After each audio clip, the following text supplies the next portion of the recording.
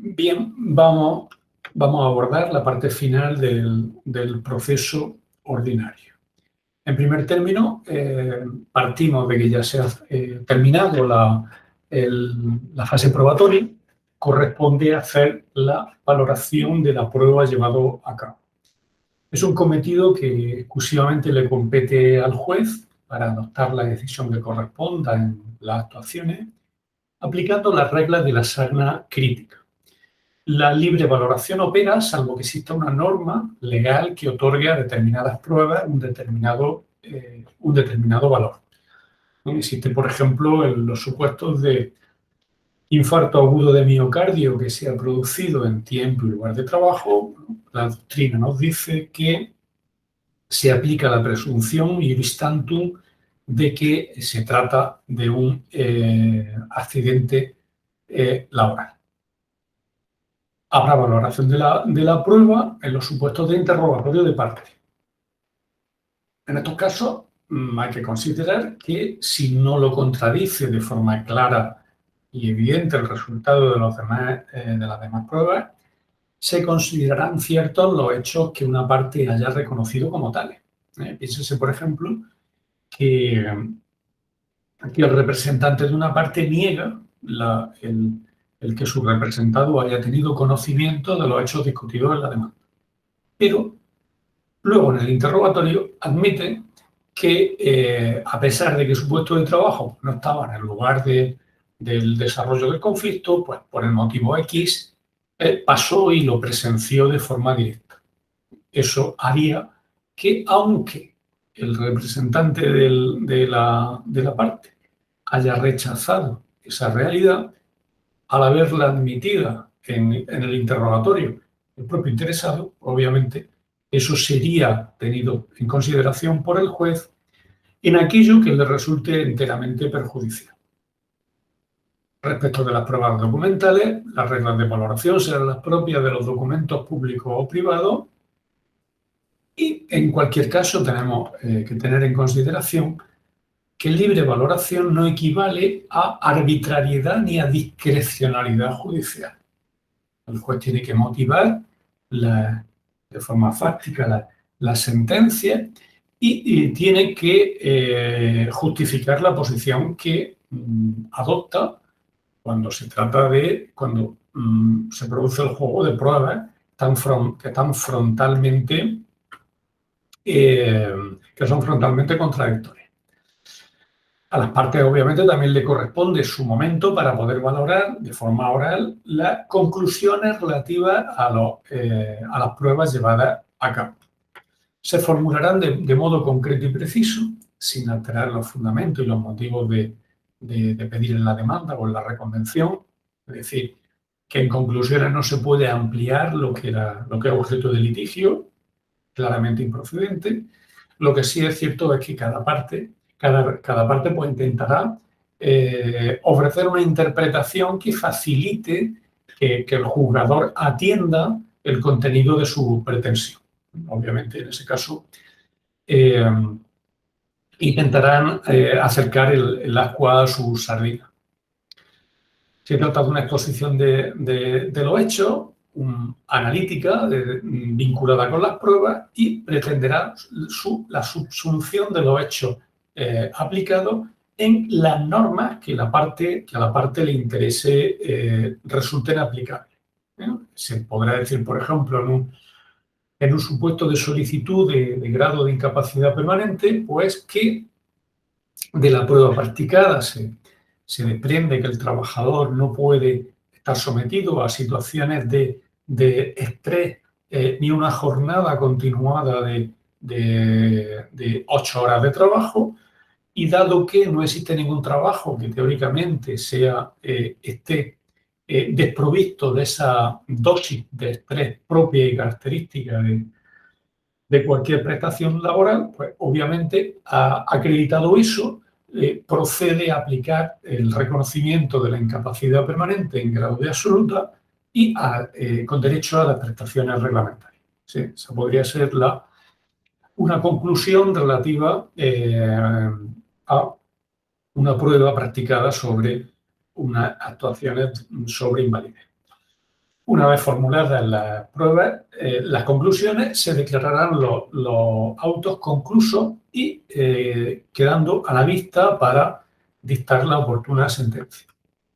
Considerar que existe un registro videográfico de los juicios, se ha incorporado pues, desde la actual ley reguladora de la jurisdicción social. Ello no hace preciso que se redacten las actas por escrito, salvo que se produzca algún fallo de operatividad de estos mecanismos. En el caso de que eso fuese así, el secretario pues, debe de recoger lo esencial del desarrollo del proceso: lugar, fecha y tribunal que resuelve, breve resumen de las alegaciones de las partes, medios de prueba que han sido propuestos, los que han sido admitidos y rechazados, si ha habido protesta y recurso en su caso, cuáles son las pruebas practicadas, cuál es, en resumen, el contenido de las mismas, con qué sentido se han perfilado las conclusiones de las partes. Por último, en cualquier caso, también habría que hacer mención de que existe la posibilidad de que, una vez acabado el acto de juicio, el juez entienda que es imprescindible llevar a cabo una prueba complementaria que arroje claridad sobre la posible falta de pruebas o sobre las eventuales contradicciones que haya. En ese caso, por la vía de las diligencias finales, puede el juez, en el periodo comprendido entre la finalización del juicio y la sentencia, acordar de forma discrecional que se lleven a cabo esos medios de prueba, aunque también es cierto que ocurre en escasas ocasiones que se recurra a este medio excepcional. En cualquier caso, se daría traslado a las partes para que obviamente se pronunciaran al respecto del contenido de las pruebas. Por último, nos falta por analizar la demanda y sus requisitos.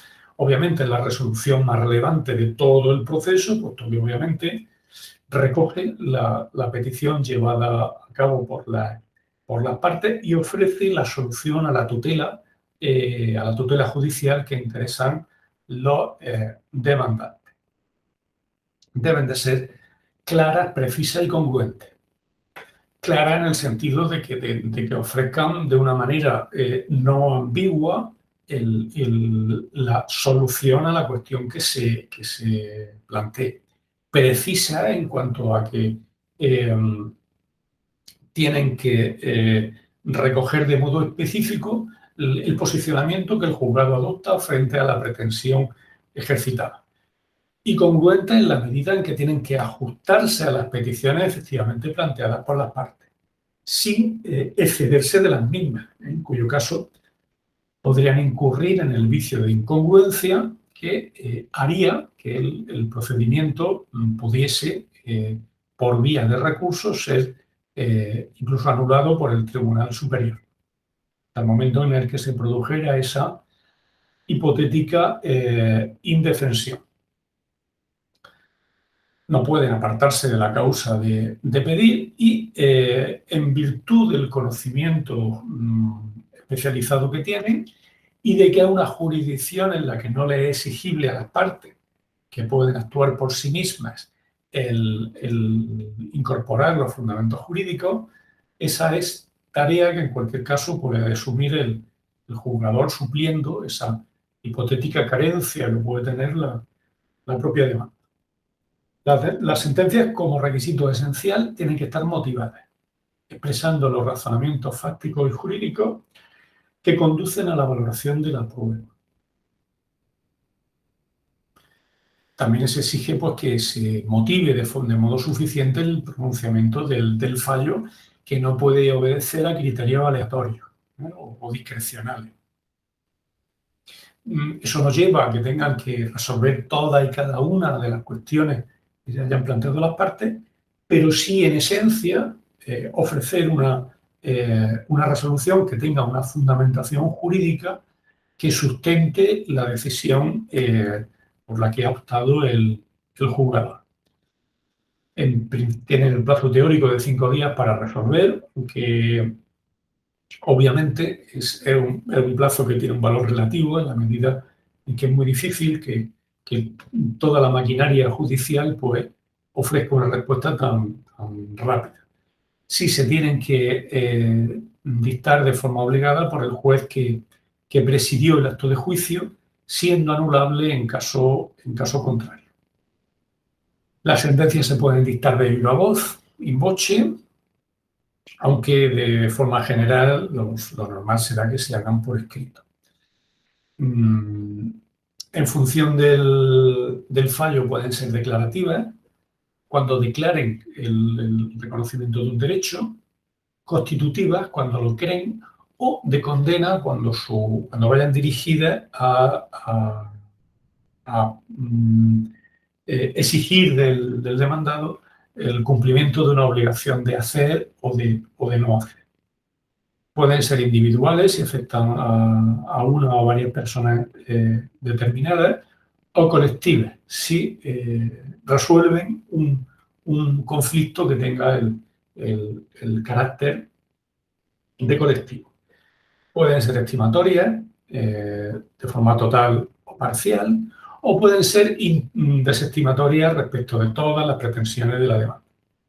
Pueden ser recurribles si admiten la posibilidad de recurso, en ocasiones no lo son por motivos de cuantía o por la especialidad del asunto de que se trata, por ejemplo, vacaciones, o pueden ser firmes, pueden ser irrecurribles si frente a las mismas no procede interponer recurso alguno. Pueden ser formales o procesales si se limitan a resolver aspectos procesales sin entrar en el fondo de la pretensión. Por ejemplo, demanda interpuesta de despido tras 3 meses está caducada. No es a priori, si eso consta de forma patente, sin ejercer, no habría que entrar en el fondo del asunto. O pueden ser sustantivos de fondo si resuelven la pretensión deducida. Se desestima la demanda de despido porque o se estima la demanda de despido porque la empresa no ha acreditado que el comportamiento del trabajador sea grave y culpable. En cuanto al contenido, pues la estructura que tiene la sentencia debe separar los antecedentes de hecho, fundamentos de derecho y el fallo, debiendo ser firmadas por el juez o magistrado. Los antecedentes de hecho recogerán de forma sucinta, con declaraciones expresas de aquellos hechos que hayan quedado para el juez acreditado. Ha de ser completa, puesto que ha de permitir que, por vía de recurso, el Tribunal Superior pueda decidir en otro sentido, de manera que es una práctica, digamos, irregular el que se omitan hechos probados que impidan la posibilidad de que entre a conocer del fondo del asunto el Tribunal Superior. La falta de hechos probados o de cualquier otra deficiencia de carácter grave determinaría la nulidad, generando una vulneración de normas esenciales que en un momento dado puedan generar indefensión. En cuanto a los fundamentos de derecho, pues constituyen las razones y fundamentos jurídicos suficientes del fallo que hayan de dictarse y que permitan aplicar una norma jurídica concreta al problema de fondo que se hubiere suscitado. Y en último término, el fallo pues incluirá los pronunciamientos precisos bien para condenar o bien para absolver, decidiendo todos los puntos litigiosos del litigio. La sentencia debe de fundamentar, obviamente, de forma suficiente todos los pronunciamientos en los que se sustente el fallo. Pudiendo imponer, esto es algo realmente no común y que se produce de forma excepcional, al litigante que obra de mala fe, una sanción pecuniaria, que también se puede imponer en supuesto en que la empresa actúe con temeridad cuando te manifiesta cuando eso ocurra o cuando la empresa no acude al acto de conciliación de forma injustificada, siendo en esos casos también aplicable esa sanción pecuniaria entre las cantidades de 180 y 6.000 euros, según la capacidad, sanción que se impondrá según la capacidad económica del sujeto y siempre que también no se supere el tercio de la cuantía del litigio. Si la sentencia es condenatoria para el empresario, además, en esos supuestos de actuación temeraria, cabría la opción de imponer la obligación de abonar los honorarios correspondientes al juicio y conciliación previa del demandante.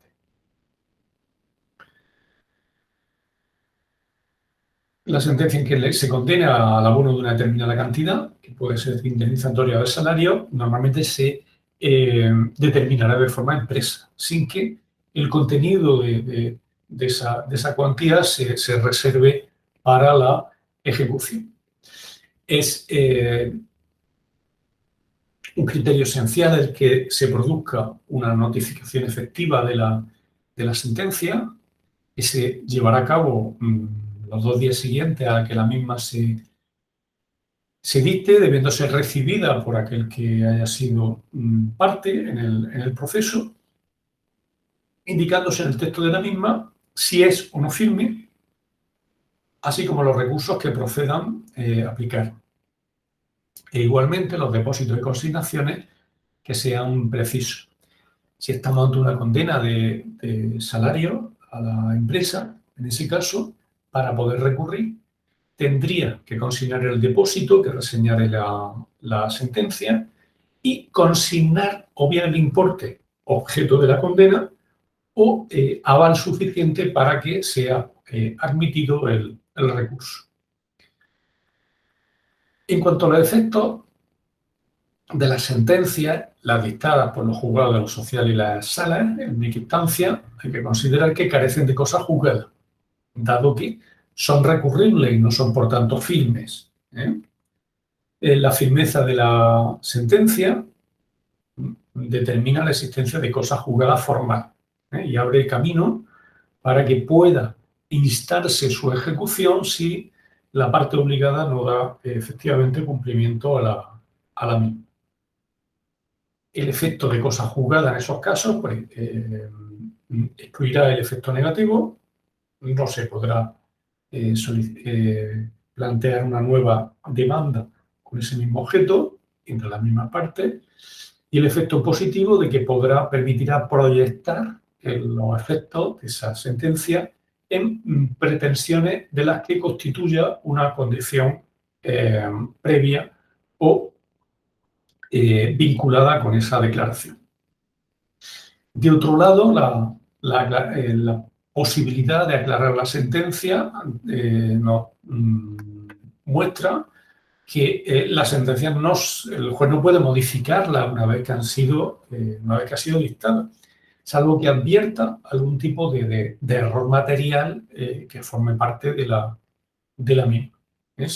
Si la sentencia indica, pues, el trabajador tiene una antigüedad en lugar del año 2016, pone del año 2106, obviamente eso es un error meramente de transcripción que será subsanable sin ningún tipo de problema.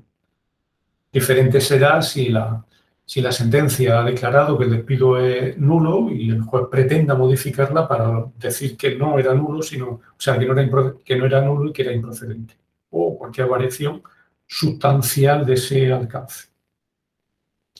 En ese plazo de 2 días, las partes podrán solicitar que se aclare algún aspecto que no implique el que haya una modificación sustancial de la sentencia. Y ya por último, ya cerramos este interesante tema, ¿no? Otros modos de determinar la instancia pueden venir de la mano de una renuncia de la acción ejercitada. En ese caso, termina el proceso y la parte ha dejado de manifiesto que se aparta del derecho ejercitado abandonando el mismo. El desistimiento es una actuación de algún modo paralela a la renuncia que contiene la diferencia o el matiz de que en ese caso no se ejercita la acción, digamos que se aparta el interesado del procedimiento, pero no de la posibilidad de reactivarlo en un posible futuro. Con lo cual, esta opción mantiene viva la posibilidad de ejercitar de nuevo la acción cuando la misma no estuviera prescrita. El desistimiento puede ser tácito, derivarse, por ejemplo, de que el actor no comparece a juicio para mantener el ejercicio de la acción, o expreso si presenta un escrito al juzgado diciendo que desiste de la acción. Y por último, la transacción puede ser extrajudicial o judicial. Implica un acercamiento de voluntades que termina con un acuerdo que se entiende que es satisfactorio para la posición de ambas partes. Obviamente, si se produce antes de que se dicte la sentencia, pues determinaría una solución pactada entre las partes, así como la finalización del proceso. Y bien, pues con este último matiz, pues damos por finalizado el procedimiento ordinario laboral, que como hemos visto, pues es uno de los procesos pues, más interesantes y más cercanos al ciudadano.